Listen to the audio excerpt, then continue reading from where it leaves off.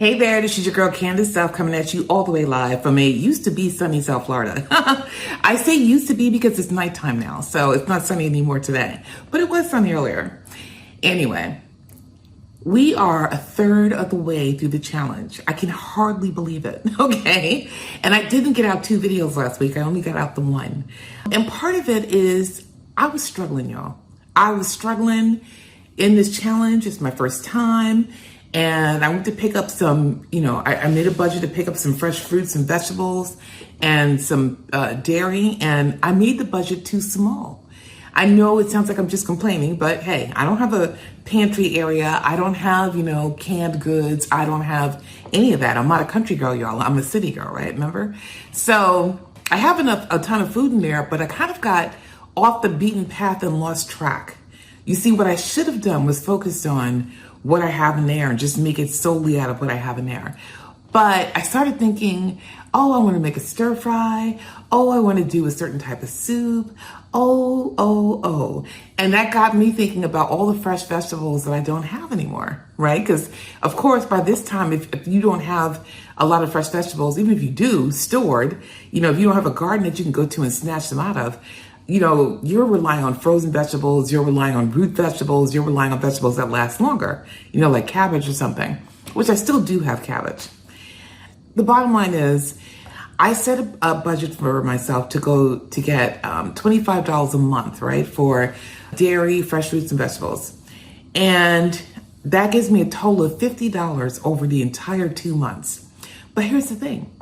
I normally shop on Instacart, and if I shop on Instacart, then my order has to be $35 or more, or I'm getting charged a delivery fee. So, I didn't want to use Instacart, and I live in a complex that has a Publix.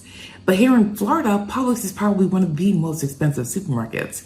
And if you hit them on a BOGO, like a buy one, get one free, then you actually get a good deal. But if you don't buy something on a BOGO, then they tend to be a little bit pricey. And so I had this lofty idea. I would get like another butternut squash because the one I have is so tiny, and I would add to it and make like a butternut squash soup or something.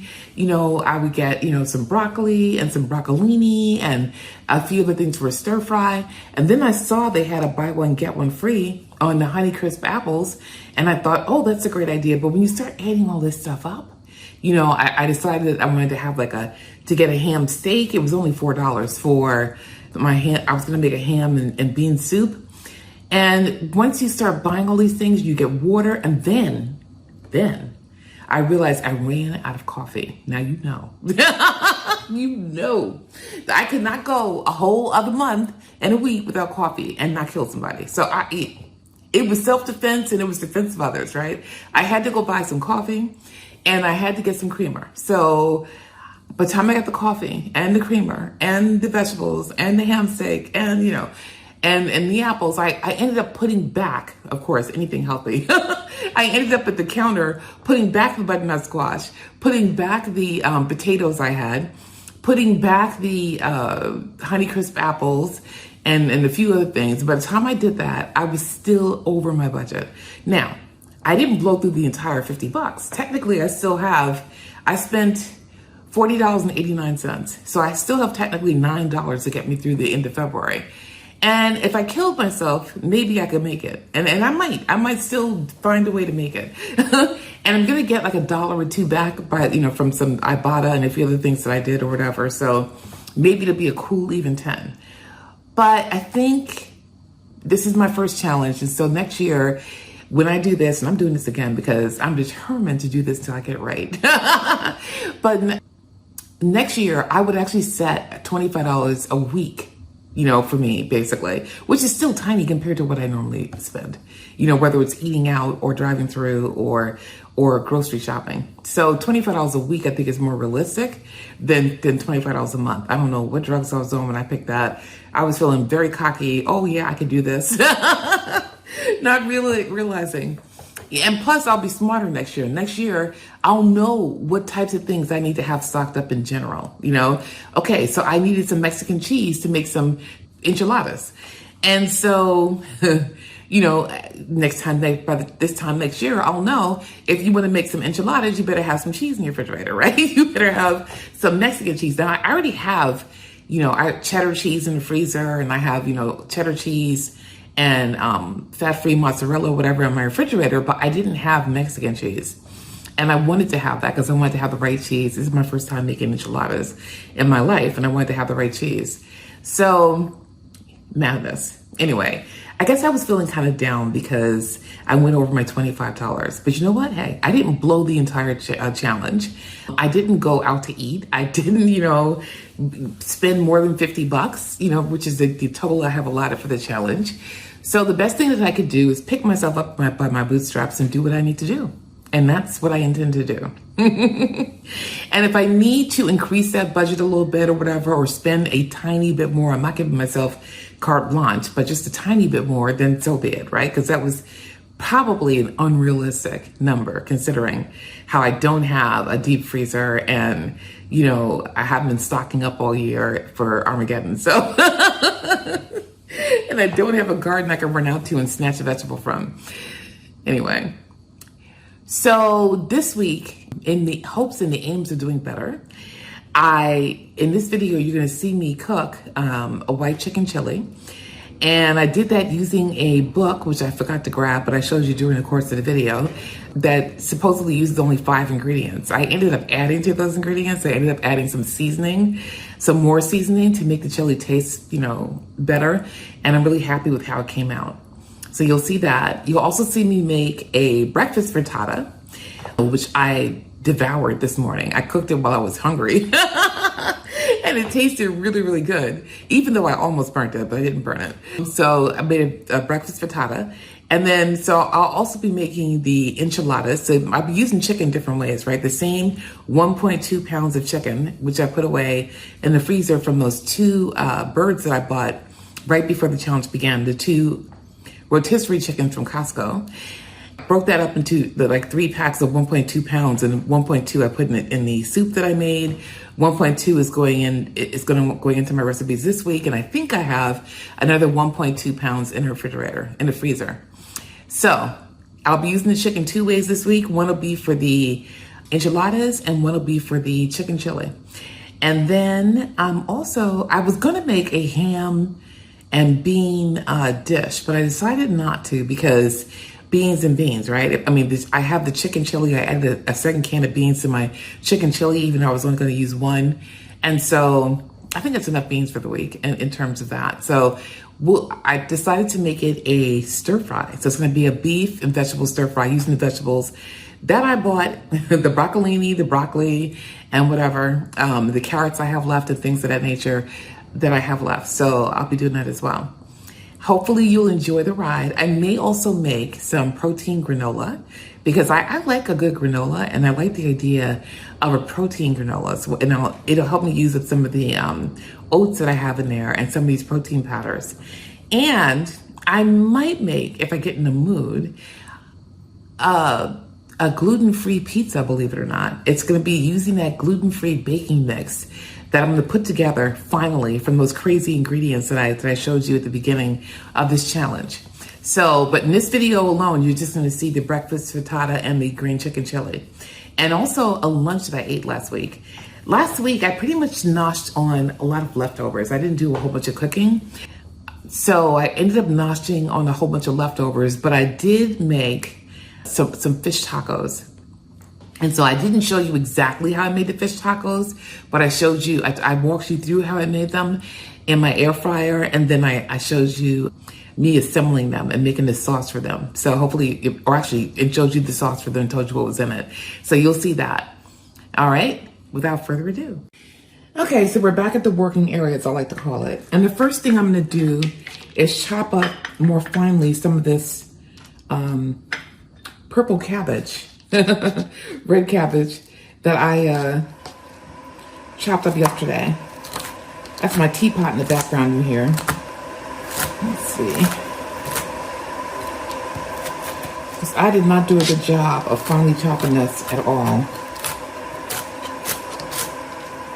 And as a result, I got big old pieces of cabbage in my mouth. that was kind of hard to chew when I made my last one of these fish tacos. All right, and then I'm gonna take this sauce that I made yesterday, and that's made of Chi-Chi's salsa, which you can get on the rack, you know, basically at Publix or anywhere. I had to cut that. And put just like, I don't know, 1/8 of a teaspoon of this chili lime seasoning in there just to give it a little more flavor. So the Chi-Chi's salsa, and I used yogurt instead of sour cream, and I think that's why it's a little bit lacking in flavor. So I'm gonna go ahead and use the Kendrick, again, garlic. By the way, if you don't have this, you need to get this. This is amazing stuff. And I've been putting it on everything. It's Kinder's wood-fired garlic. So I added those two. And what I'm gonna do is just mix that into my sauce for my fish taco. Then I'm gonna take this meat that I just warmed up in the air fryer and just gonna flake it up a little bit. You can see here it looks delicious. And I'm gonna put the recipe in the description to this video. But basically, to make this really delicious looking fish, all I did was put the fish into the air fryer, add the seasonings on top. This is not even fried, but yet it's crispy. Add the seasonings on top, and then air fry it for like 10 minutes at 400. So it was really easy to make. So I'm gonna go ahead and put my fish into my taco.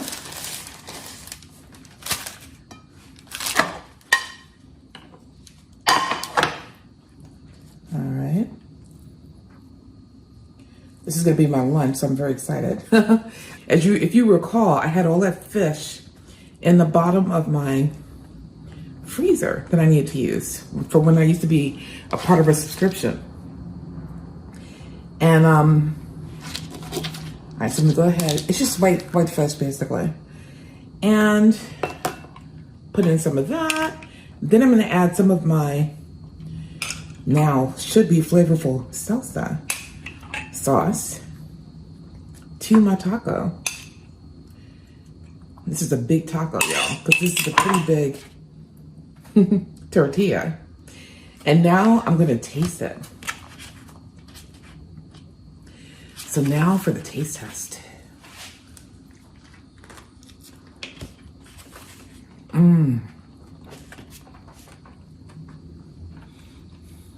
That is delicious, and I'm not just saying that. That sauce, thank goodness I put some more seasonings in there. I have a mouthful of food, sorry. That fish is perfectly seasoned. The crunchiness of the purple cabbage or the red cabbage, the deliciousness of the fish, and the juxtaposition and the temperatures along with the cool sauce, it's just delicious. You should go ahead and make you some of these. I'm gonna put the description below.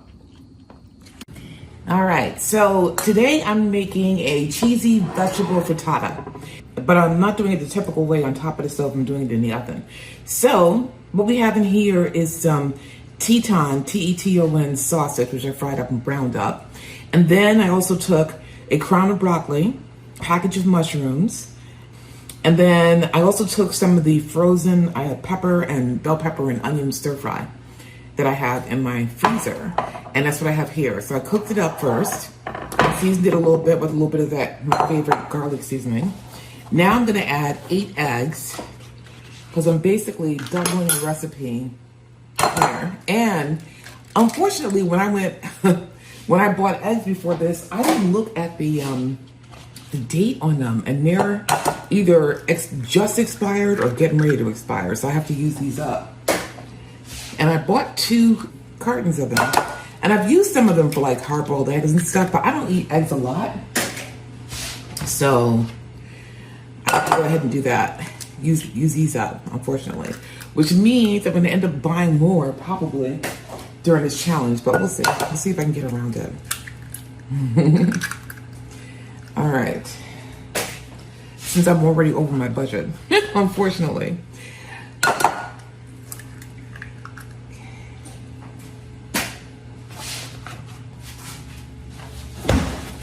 All right, no shortage of eggs here.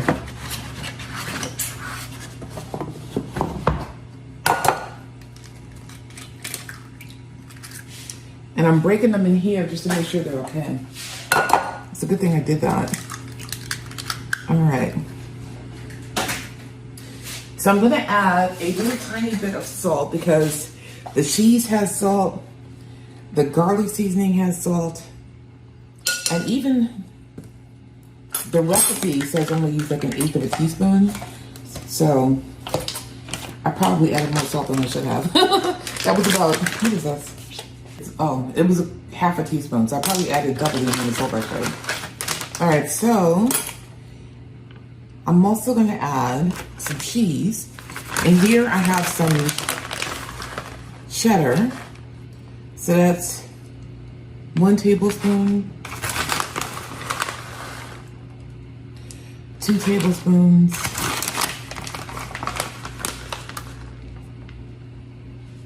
3 tablespoons, pretty much 3 tablespoons of cheese here, of the cheddar. And it also calls for 2 tablespoons of grated Parmesan. I added the cheddar because I like cheddar in my bakes. But they asked for 2 tablespoons normally of grated Parmesan, so I probably should put in 4. So we're gonna do 1, 2, 3. Maybe I'll just do 3, because since I already had cheddar in here. Okay. I don't want to go too crazy. All right, so now I'm going to beat the eggs.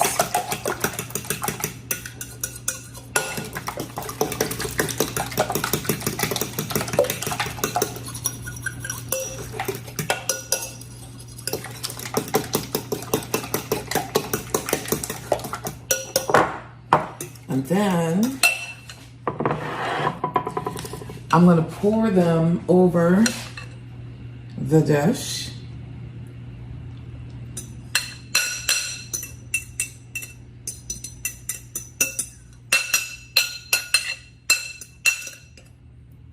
And then make sure it's nicely incorporated.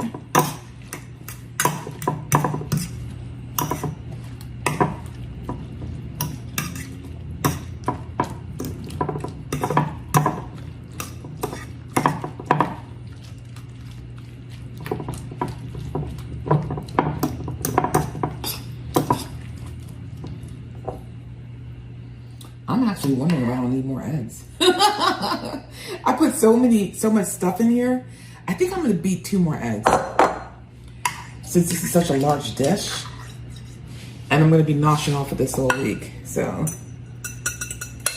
probably gonna have to freeze some of it. Put in 2 more eggs, just in case. Because I don't think they, the recipe I'm kind of modeling this off of didn't really call for meat. So, the meat is more. Like normally they just want you to have, they actually have a lot less vegetables too. They were looking for 1/2 cup of fresh broccoli and 1 cup of mushrooms. I put in 2 cups of mushrooms and maybe like a whole 1.5 cups of broccoli. So I'm definitely, and I put the meat. So I'm definitely making this much more involved than they expected.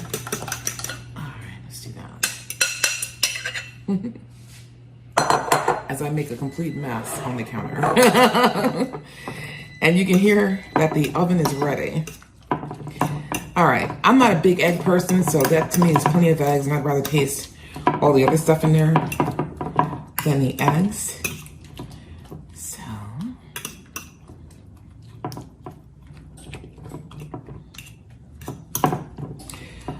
but I gotta use these eggs up, and this was a great way to do it.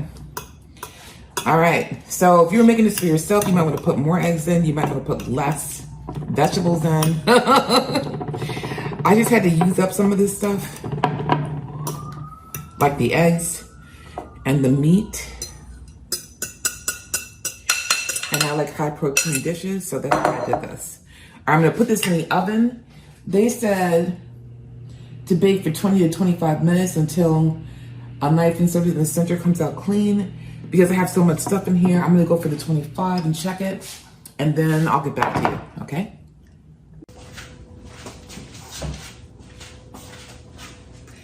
All right, so this is what it looks like. Ha ha ha. Isn't that fantastic?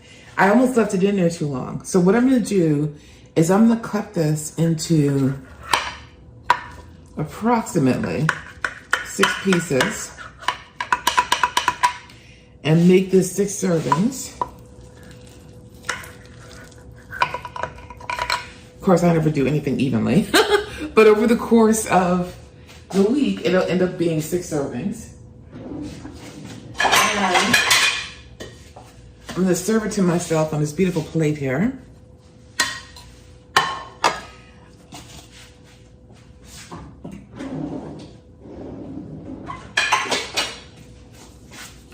All right. Now, I forgot to grease the pan like an idiot, so whoops. I'm hoping it doesn't like stick to the bottom too badly. I'm hoping to be able to get some of this up without too much of a fuss. Because goodness knows there was a good amount of fat. There we go. In it. So here's a piece. Beautiful, isn't it? You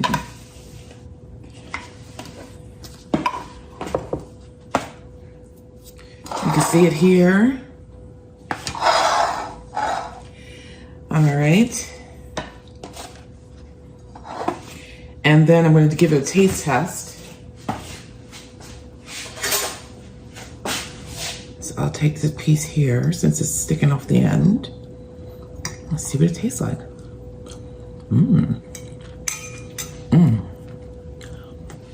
Even though it's very brown, it's delicious. And there's something in here giving me spicy, which leads me to believe that instead of putting Teton sausages in here, I put in andouille sausages. So I had andouille sausages that I defrosted. I was kind of suspecting that because of the shape of the sausages, but I wasn't sure. So edit, this isn't Teton sausages, this is andouille sausages, and these are spicy andouille sausages. But this tastes fantastic, and you need to try this.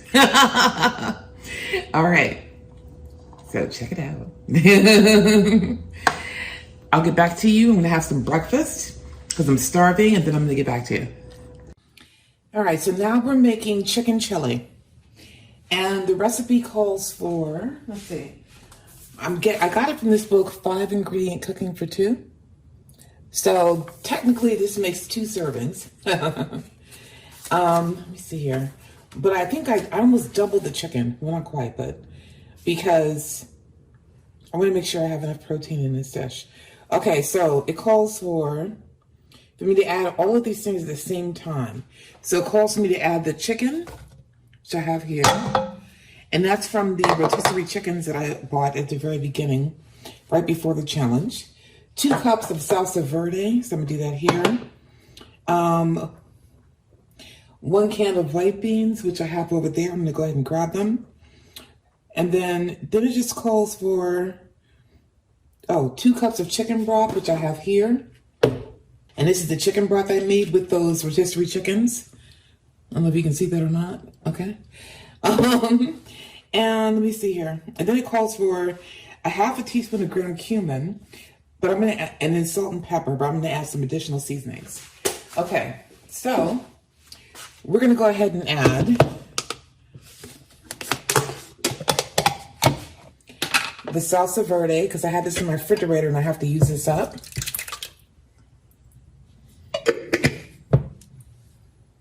It smells good. We're gonna add the chicken stock. Okay. We're gonna add the cannellini beans.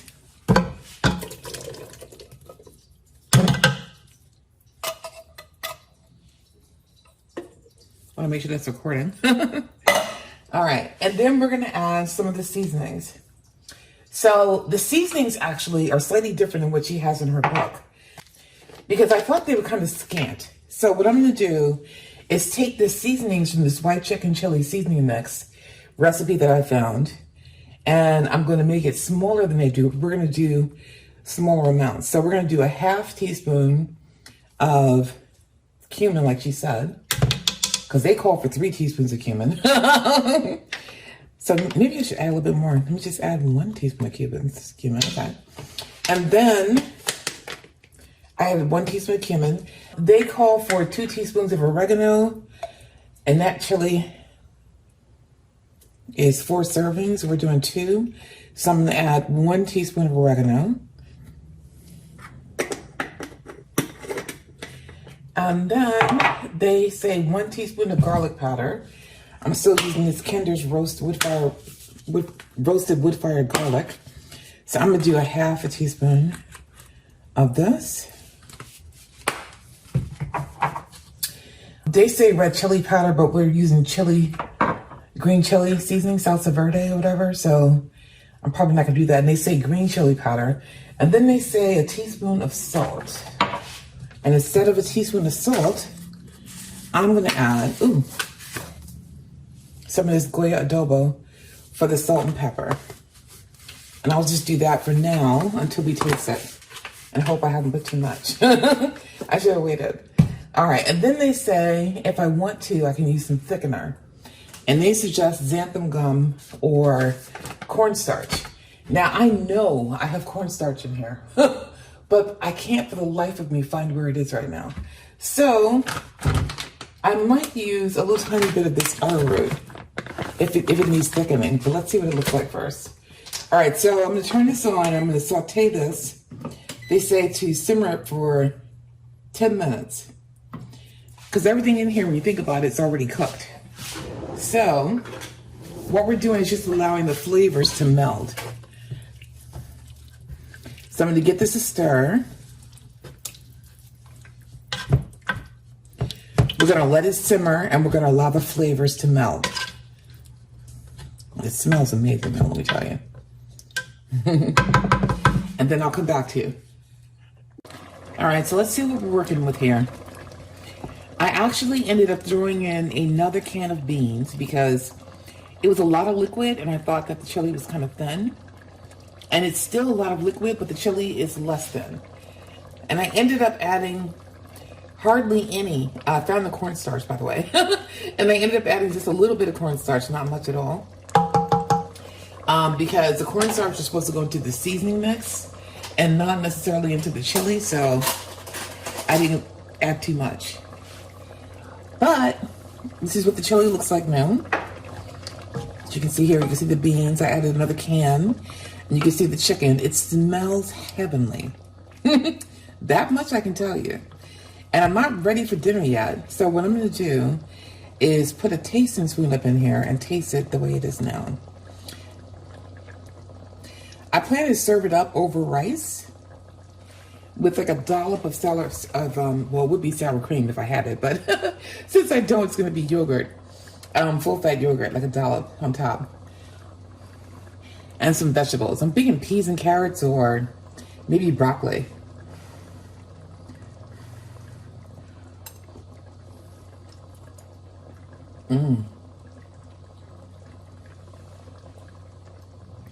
That is flavorful.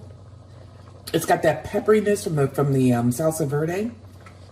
It's got some spice in here, some hot spice, and I actually ended up putting in a ½ teaspoon of that chili lime seasoning that I've been using all week because it did call for chili, and when I add that with the wood-fired garlic, the combination, you could put on shoe leather and it would taste good. This is delicious. I would enjoy it over rice. I wish it was a little bit thicker. I may add some more of the cornstarch just to thicken it up a little bit. And I'm going to go ahead and serve it over rice. But it doesn't need any more salt. Like I should have held off on the salt until the end because that wood-fired garlic has salt in it. So it's a tad bit salty, but just a tad bit. And it's perfectly seasoned otherwise. It's got that lime taste. It's got chili taste. It's got good texture. It's got taste from the salsa verde. It's a very high taste dish. So I'm pretty excited about it. I'm excited to have this for dinner. So there you have it. Have a great week, y'all. Enjoy this week 4 of the challenge. And I'll see you in the next video. Take care.